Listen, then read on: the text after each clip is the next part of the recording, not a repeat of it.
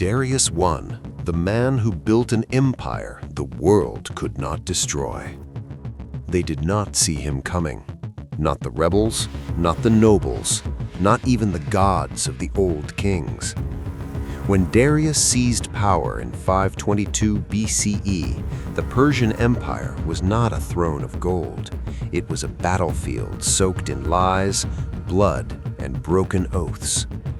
And yet, within 20 years, this man would rule the largest empire the world had ever known. This is not the story of a prince born to rule. This is the story of a man who took an empire by force and then rebuilt the world itself. The Empire in Chaos, 522 BCE. The death of Cambyses II, son of Cyrus the Great, did not bring peace. It brought collapse. Cambyses died in July 522 BCE, far from Persia, returning from Egypt. No heir stood ready. No clear successor remained. Into this vacuum stepped a man known as Gaumata. Gaumata claimed to be Bardia, Cambyses' younger brother, believed to have been secretly murdered years earlier. The empire believed him. From Media to Babylon, from Persia to Bactria, provinces swore loyalty. Taxes were canceled, old grudges were forgiven. But Gaumata was a lie, and Darius knew it. Darius before the crown. Darius was born around 558 BCE into a minor branch of the Achaemenid royal family. Not a king, not even close. He was a soldier, a bodyguard, a man trained to obey, not command. He served under Cambyses himself, and he saw the truth others missed. Gaumata was not Bardia. The real Bardia had been murdered years earlier on Cambyses' orders. The empire was being ruled by an impostor, and Darius made a choice that would change history forever. The assassination, September 29, 522 BCE. Darius and 6 Persian nobles stormed Gaumata's stronghold at Sikayawatish in Media. There was no grand battle, no army, only steel and certainty. Gaumata was killed, his body thrown down, and Darius stood before the empire with a claim that shocked the world. I am king by the will of Ahura Mazda.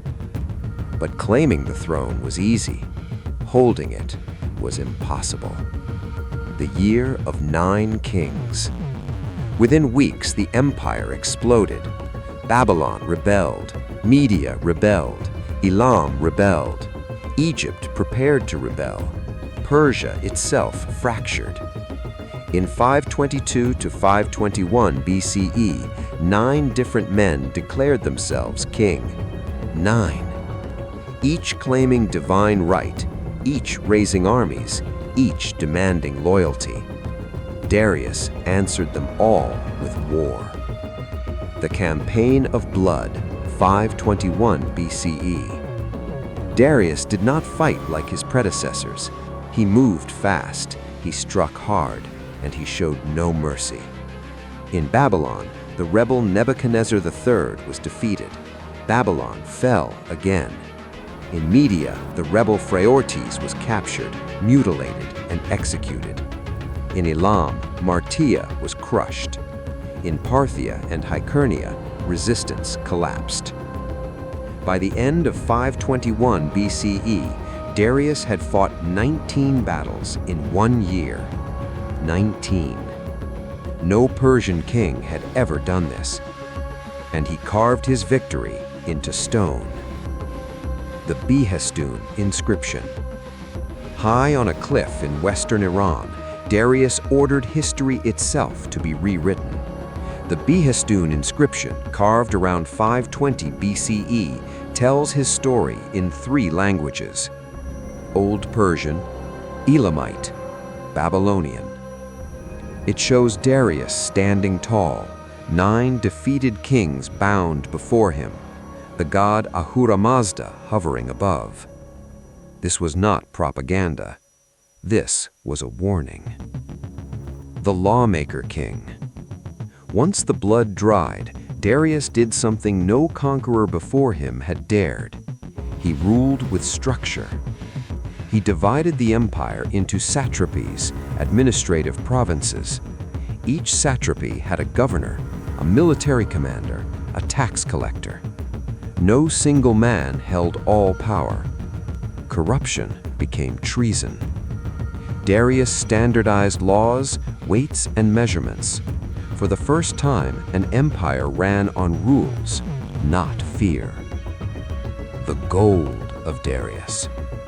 Before Darius, Persia had no standardized currency. He changed that. Around 515 BCE, Darius introduced the gold daric. Pure, reliable, accepted across continents. Trade exploded. From India to the Aegean Sea, merchants trusted Persian gold. An empire of swords became an empire of commerce. The Royal Road. Darius built what no king had ever imagined, a highway across the world. The Royal Road stretched over 2,500 kilometers from Sardis in Anatolia to Susa in Persia. Messengers could cross the empire in 7 days. Neither snow nor rain nor heat nor gloom of night. That creed was born here. Control no longer depended on armies. It depended on information. Egypt and the Pharaoh king, 518 BCE. Egypt rebelled. Again. Darius marched west. By 518 BCE, Egypt was subdued. But Darius did not destroy Egyptian culture. He embraced it. He declared himself Pharaoh. He restored temples, reopened canals linking the Nile to the Red Sea, honored Egyptian gods. The message was clear: submit and thrive, resist and vanish. The eastern edge of the world. Darius pushed eastward beyond anything Cyrus had imagined. By 516 BCE, Persian forces reached the Indus Valley. India was no longer distant. It was part of the empire. Gold, ivory, spices flowed west. Persia now touched the edge of the known world.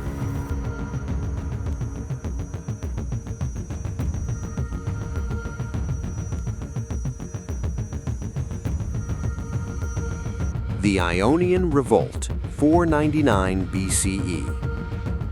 But the West would not stay silent. In 499 BCE, Greek cities of Ionia rebelled. Supported by Athens, encouraged by arrogance, Darius responded slowly but decisively. By 493 BCE, the revolt was crushed. Cities burned, leaders executed, and Darius made a vow: Athens will pay. The man behind the throne. Darius was not just a warrior, he was a family man. He married into Cyrus's bloodline to legitimize his rule. He fathered many sons, including Xerxes, born around 519 BCE.